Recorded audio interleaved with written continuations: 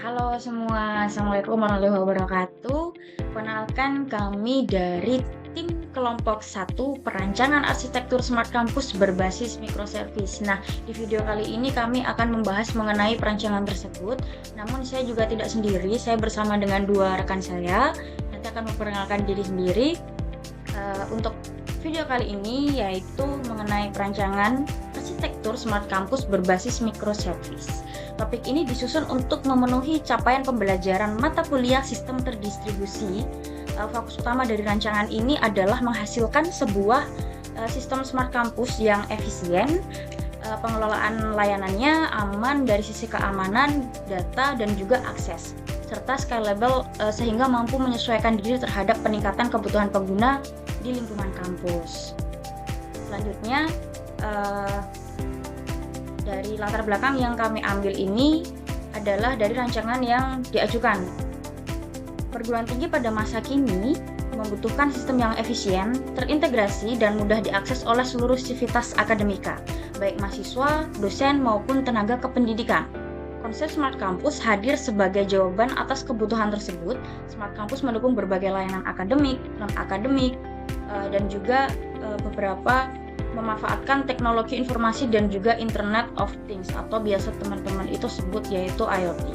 Namun demikian, dalam penerapan terdapat beberapa tantangan utama, yaitu yang pertama adalah skalabilitas sistem, yang kedua tentang integrasi antar layanan, serta keamanan informasi. Untuk menjawab tantangan tersebut, maka dibuatlah solusi yang akan diusulkan dalam rancangan ini, yaitu penerapan arsitektur microservice. Adapun permasalahan arsitektur monolitik, saya akan membahas permasalahan yang muncul dulu. Apabila sistem smart campus dibangun menggunakan arsitektur monolitik, sistem monolitik pada dasarnya sulit untuk dikembangkan dan juga dipelihara seiring bertambahnya kompleksitas sistem. Selain itu, ketergantungan antar modul pada arsitektur ini cenderung tinggi atau bisa disebut dengan istilah tight coupling, sehingga perubahan pada satu modul saja dapat berdampak pada modul yang lainnya.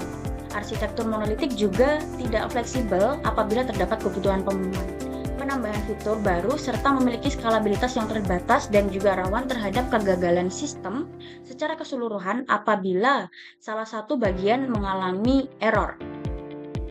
Nah, bagaimana solusinya? Yaitu adalah arsitektur microservice ini, pendekatan modern untuk sistem smart campus yang scalable dan fleksibel. Nah, pada arsitektur ini aplikasi dipecah menjadi beberapa layanan kecil yang bersifat independen satu sama lain, yang dimana setiap layanan ini memiliki basis data dan juga proses deployment sendiri sehingga pengembangan dan pemeliharaan ini dapat dilakukan secara terpisah tanpa saling menunggu. Komunikasi antar layanan dilakukan melalui application programming interface atau teman-teman bisa disebut dengan API yang ringan seperti REST atau juga HTTP. Dengan pendekatan ini, sistem menjadi lebih mendukung skalabilitas, fleksibilitas, serta ketahanan sistem secara keseluruhan. Dari latar belakang tadi muncullah rumusan masalah. Yang pertama, bagaimana kebutuhan sistem smart campus ini yang terintegrasi dapat dianalisis. Untuk yang kedua, bagaimana dekomposisi layanan microservice dilakukan. Yang ketiga, bagaimana komunikasi dan pengelolaan data antar layanan ini diatur atau dilakukan. Yang keempat, bagaimana strategi skalabilitas dan keamanan sistem dirancang. Dan yang terakhir, apa saja kelebihan serta tantangan penerapan microservice pada smart campus. Adapun ditetapkan batasan masalah dari rancangan yang dibuat agar pembahasan ini terarah dan juga fokus. Rancangan ini berfokus pada perancangan arsitektur, bukan pada implementasi penuh dari sistem tersebut. Studi kasus yang diambil terbatas pada layanan inti, yaitu layanan akademik, reseksi berbasis IoT, perpustakaan, dan notifikasi. Kemudian, komunikasi antar layanan dalam rancangan ini menggunakan REST atau HTTP serta message broker. Aspek keamanan ini dibahas pada level yang arsitektur saja, sedangkan evaluasi skalabilitasnya dilakukan secara konseptual tanpa pengujian performa secara langsung. Kemudian untuk tujuan perancangan ini, dari rumusan masalah dan batasan masalah tersebut, yang pertama yaitu menganalisis kebutuhan fungsional dan non-fungsional sistem smart campus secara menyeluruh sebagai dasar perancangan arsitektur. Kemudian yang kedua, merancang dekomposisi layanan yang bersifat independen. Ketiga, menentukan mekanisme komunikasi baik secara sinkron maupun asinkron. Dan Dan yang keempat adalah menyusun strategi pengelolaan data terdistribusi, dan juga yang terakhir merancang strategi skalabilitas serta keamanan sistem secara menyeluruh. Adapun tinjauan pustaka, untuk memaparkan tinjauan pustaka menjadi dasar dari rancangan ini. Berdasarkan penelitian terdahulu, arsitektur microservice terbukti unggul dalam hal skalabilitas dan juga fleksibilitas dibandingkan dengan arsitektur monolitik. Selain itu, beberapa studi mengenai penerapan IoT pada smart campus juga menekankan pentingnya arsitektur sistem yang dapat diperluas atau bersifat extensible seiring bertambahnya kebutuhan. Dari tinjauan tersebut, aspek keamanan dan integrasi data menjadi fokus utama yang perlu diperhatikan dalam perancangan sistem smart campus tersebut. Kemudian adapun landasan teori mengenai konsep smart campus yang menjadi dasar dari rancangan meliputi definisi, komponen utama, serta manfaat penerapannya. Secara definisi, smart campus merupakan konsep kampus yang memanfaatkan teknologi informasi dan IoT untuk mendukung layanan akademik dan juga non-akademik secara terintegrasi. Komponen utama dari smart campus mencakup perangkat IoT, sistem informasi, serta infrastruktur jaringan yang saling terhubung. Adapun manfaat dari penerapan smart campus antara lain meningkatkan efisiensi layanan, kemudahan akses informasi, serta dukungan pengambilan keputusan berbasis data. Kemudian untuk yang selanjutnya ada mengenai komunikasi API Gateway, di mana di komposisi layanan dipisahkan berdasarkan domain bisnis kampus seperti akademik, keuangan, presensi, dan juga perpustakaan agar setiap layanan tersebut bersifat independen dan dapat kohesif. Kemudian komunikasi layanan itu menjadi sinkron menggunakan REST atau HTTP untuk respon langsung, sedangkan komunikasi asinkron menggunakan message broker seperti RabbitMQ atau Kafka untuk proses non-balancing-nya. Kemudian API Gateway berfungsi sebagai titik masuk tunggal yang mengenai autentikasi, otorisasi, routing, dan permintaan rate limiting dan load balancing antara layanan microservice. Kemudian adapun data skalabilitas dan juga keamanan sistem, yang dimana database per service. Setiap layanan microservice memiliki basis data sendiri yang independen. Akses data hanya melalui API layanan tersebut, menjaga isolasi dan konsistensi data antar layanan.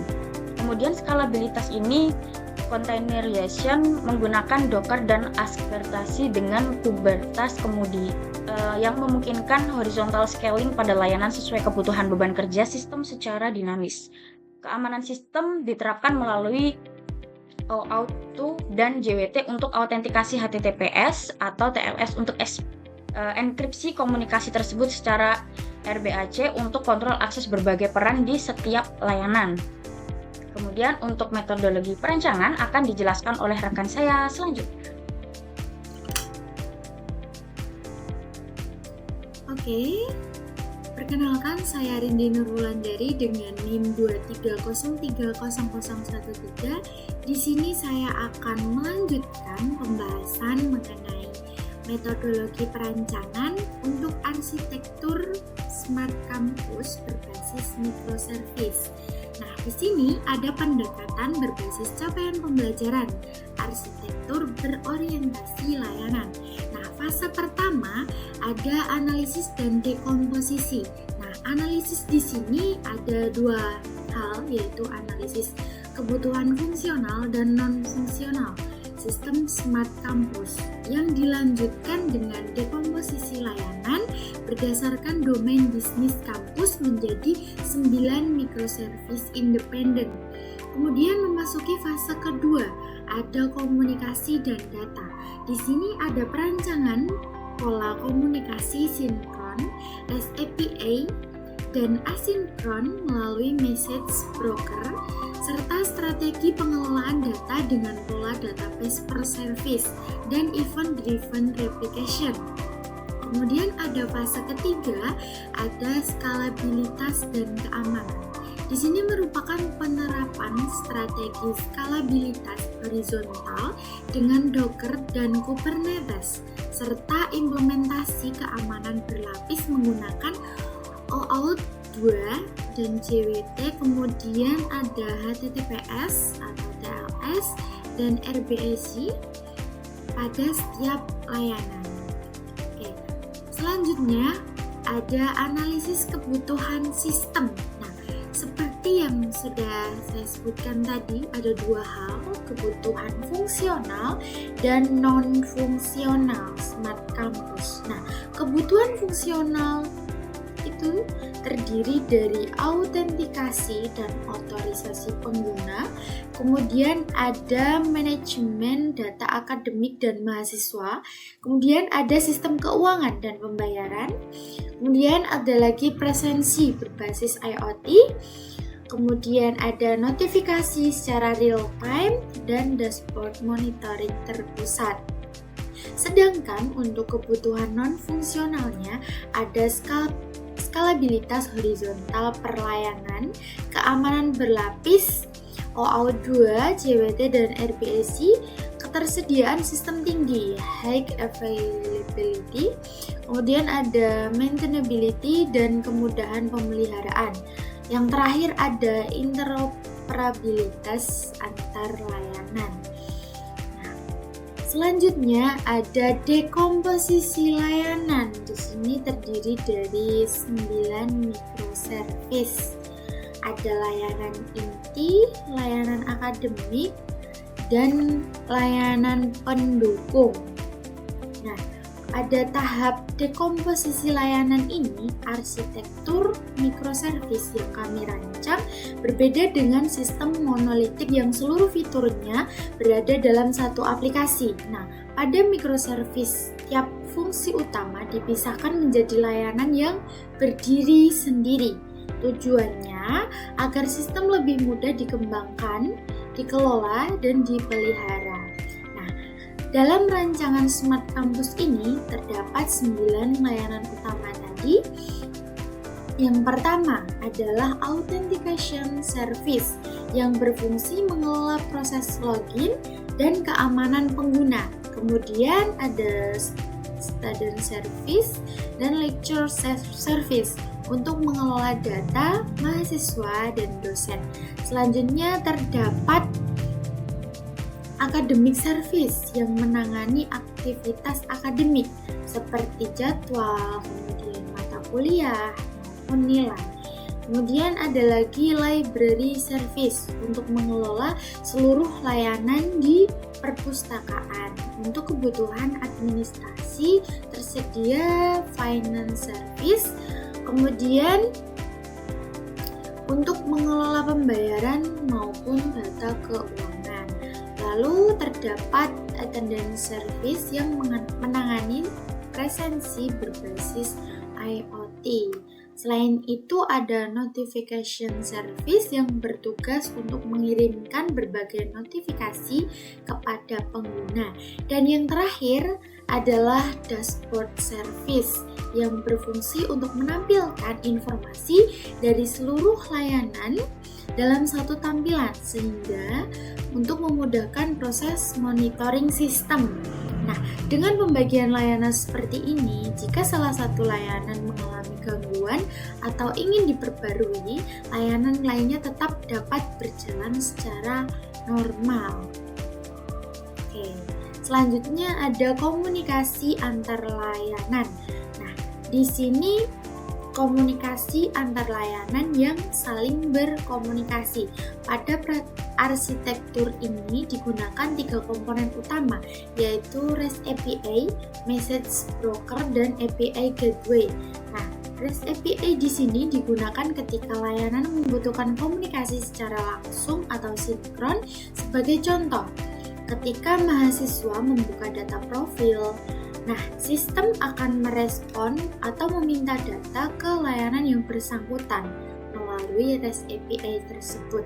Nah, sedangkan Message Broker digunakan untuk komunikasi yang bersifat asinkronus atau tidak secara langsung harus memberikan respon. Contohnya, ketika mahasiswa berhasil melakukan pembayaran, sistem dapat mengirimkan notifikasi secara otomatis tanpa mengganggu proses pembayaran itu sendiri. Kemudian, seluruh permintaan dari pengguna akan melewati API Gateway terlebih dahulu. Nah, API Gateway di sini berfungsi sebagai pintu masuk utama dari sistem. Nah, komponen ini akan mengatur permintaan pengguna menentukan layanan tujuan, sekaligus membantu pengelolaan keamanan atau lalu lintas data. Nah, dengan mekanisme ini, komunikasi antar layanan menjadi lebih terstruktur, efisien, dan mudah dikembangkan. Selanjutnya ada pengelolaan data. Di sini pengelolaan data pada arsitektur microservice. Nah, salah satu prinsip utama yang digunakan adalah database per service. Artinya, setiap layanan memiliki database masing-masing dan tidak saling berbagi database secara langsung. Nah, pendekatan ini membuat setiap layanan menjadi lebih mandiri sehingga perubahan pada satu layanan tidak akan mempengaruhi layanan lainnya. Namun, karena data tersebar di beberapa database, diperlukan mekanisme agar data tetap sinkron. Nah, untuk itu digunakan konsep event-driven data replication. Jadi, ketika terjadi perubahan data pada suatu layanan tersebut akan mengirimkan sebuah event yang kemudian diterima oleh layanan lain yang membutuhkan informasi tersebut. Nah, dengan cara inilah sistem tetap menjaga konsistensi data, meskipun proses sinkronisasi tidak terjadi secara instan. Nah, strategi ini sangat sesuai nih untuk diterapkan pada arsitektur microservice karena mampu meningkatkan fleksibilitas sekaligus menjaga performa sistem. Lanjut ke strategi skalabilitas. Nah, karena Smart Campus akan digunakan oleh banyak pengguna nih secara bersamaan, sistem harus mampu menangani peningkatan beban kerja. Nah, strategi pertama yang digunakan adalah horizontal scaling. Artinya, ketika jumlah pengguna meningkat, kita cukup menambahkan instance atau server baru tanpa harus meningkatkan server yang sudah ada. Kemudian strategi yang kedua adalah penerapan load balancing.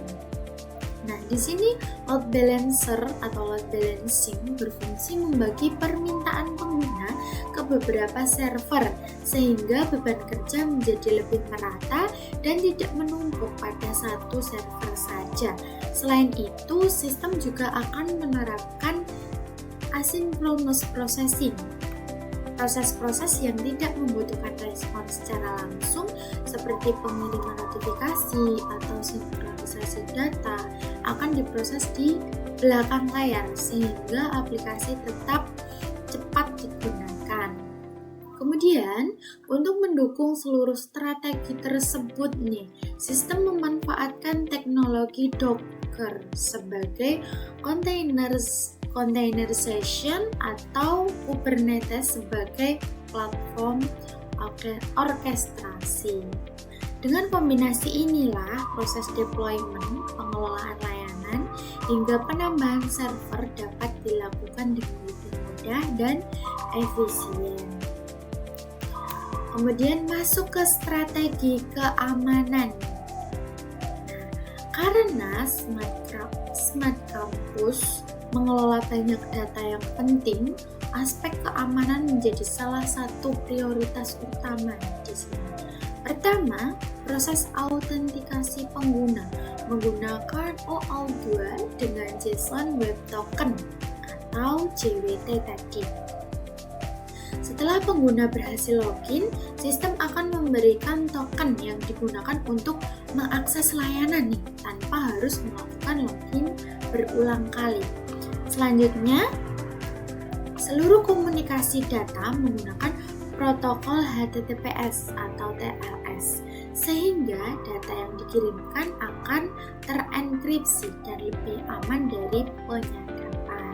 Kemudian diterapkan juga untuk Role Based Access Control atau RBAC. Melalui mekanisme ini, setiap pengguna hanya dapat mengakses fitur sesuai dengan hak aksesnya. Sebagai contoh nih, mahasiswa yang dapat melihat data akademiknya sendiri, sedangkan dosen hanya memiliki akses untuk mengelola nilai mahasiswa. Selain itu, API Gateway juga berperan dalam meningkatkan keamanan karena seluruh permintaan pengguna akan diperiksa terlebih dahulu sebelum diteruskan ke layanan yang dituju. Nah, dengan penerapan autentikasi, enkripsi, kontrol akses, dan API Gateway ini, sistem Smart Campus menjadi lebih aman, handal, dan mampu melindungi data dari pengguna. Dengan demikian, perancangan arsitektur Smart Campus berbasis microservice ini tidak hanya membagi sistem menjadi layanan-layanan yang independen atau mandiri, tetapi juga didukung oleh mekanisme komunikasi yang efisien, pengelolaan data yang konsisten, strategi skalabilitas yang fleksibel, serta sistem keamanan yang kuat. Nah, harapannya rancangan kami ini mampu mendukung kebutuhan Smart Campus yang modern, mudah dikembangkan, dan siap melayani banyak pengguna secara optimal.